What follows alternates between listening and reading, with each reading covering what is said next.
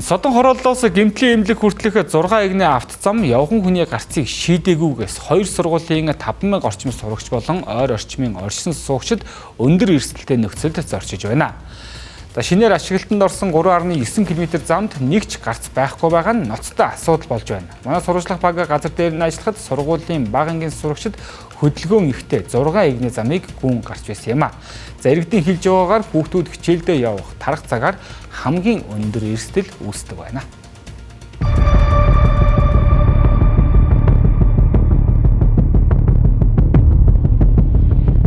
Улаастайн уул зураас налах чиглэлийн авцамд өмнө нь гарцгүйгээс шалтгаалan олон зам тээврийн ус гарч байсан. Тухайлбал 12 настай хүү зам гарч яваад автомашинд мөргүүлэн хүнд бэрцэн хэрэг гарч байжээ. Үүнтэй яг ижил эрсдэл шин зам дээр үүсэт байгааг иргэд анхааруулж байна.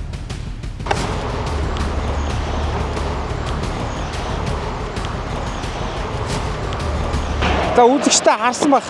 Одоо яг энэ бяцхан хүүхэд шиг энэ хүүхдүүд өглөө болго яг энэ 21-ээс 3-4 дугаар хороол хүртэлхийн замаар ямар ч гарцгүй замаар гардаг.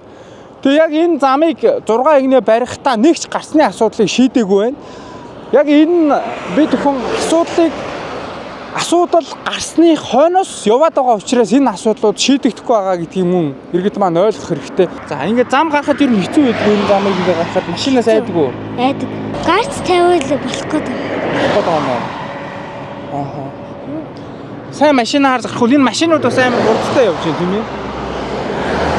За энэ удаа бол агаан гаргаад үгүй. За чи заавал ер нь ээж аавтайгаа хамт энэ замыг нэвтэрж байгаараа гарч байгаарай заа юу. За хэдүүлээ яг энэ хүүхдийг бол одоо гаргаад өгчээ. Энэ хүүхдлэхэд одоо ингээд ээж аавгүй бас ганцаараа явж байна. Гэхдээ муу гарц байхгүй. За энэ зам ашиглалтанд орсноос хойш одоо үнэхээр аюултай байгаа шүү дээ. Аюултай бүс болж хувирсан. Нэгдүгээр энд сургууль байна тийм ээ. За сургуулийн хүмүүс байнга нааш цаашаа зам гарч байгаа. Эцэг ихтэй эцэг ихгүй харгалзах хөнгөөр явж байгаа. Би өөрөө ч хүртэл хүмүүсийг чирээд аваад гарч л байсан.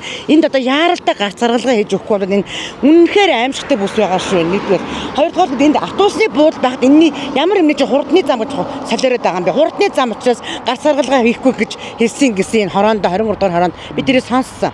Автобусны зам байгаа бол энэ хурдны зам биш уучлаарай. Тийм учраас яаралтай энд гүүрэн зам хийж өг эсвэл гарц гаргалгаа хийж өгөө гэж хэлмээр байна. Шүн гэрэлтүүлэг байхгүй идэл мөрөгцсөн юм шиг л шүү. Бид тухайн замыг барьсан Монгол зам автозамын компаниас яагаад гарцгүй хийсэн талаар нь тодруулахад анхны зураг төсөлд гарц тусагдаагүй байсан бөгөөд цаашид 3 гарц байгуулахаар төлөвлөсөн гэж тайлбарллаа. Бид яг энэ дээр нэг зурган дээр төлөвлөгдөхдөө ямар нэгэн гарц бол байхгүй. Машины эргэлт явгууны гарц. Гэхдээ ямар ч энэ нэмэлтээр 2 гарц бол төлөвлөлөөд зураг мурганы хийгдээд бид нар бол яг гарц гаргана гэсэн төлөвлөгөөтэйгээр явгууны гарц бол яатсан байгаа шүү дээ. Хийсэн байгаа шүү дээ.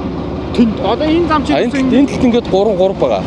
Энэ зам ингээд явхад ерөөсөн нэг ч гарц байхгүй шүү дээ. Байгаа. Яг тэр чинь нөгөө түрүү жил хийгдсэн байсан зам учраас зургийн дагуу бид нар бол гарцгүйгээр нь хийгдсэн байгаа. Ер нь яг хизээ тэр ажил ер нь гарах юм тийм ээ. Одоо бид бүхэн бас хийгсээр нөгөө хүүхдүүд ямар ч байсан 6 сартаа л багтах. Яг хизээ гэдэг нь яг 6 сартаа Нэгт амны өргөн чөлөөний баруун хэсгийн ачааллыг бууруулах зорилготой энэхүү холбоос зам нь хөдөлгөөний урсгалыг 50 хүртэлх хувиар хуваалцах хүчин чадалтай. Замын зорчих хэсэг 25 м өргөн бөгөөд хоёр талдаа явган хүний замтай байх ёстой ч зарим хэсгийн ажил бүрэн дуусаагүй юм а. Ямар ч тач иргэдийн зүгээс осол гарсны дараа бус эрсдэл үүсгэхээс өмнө аюулгүй байдлыг бүрэн хангах шаардлагатайг анхааруулж байна.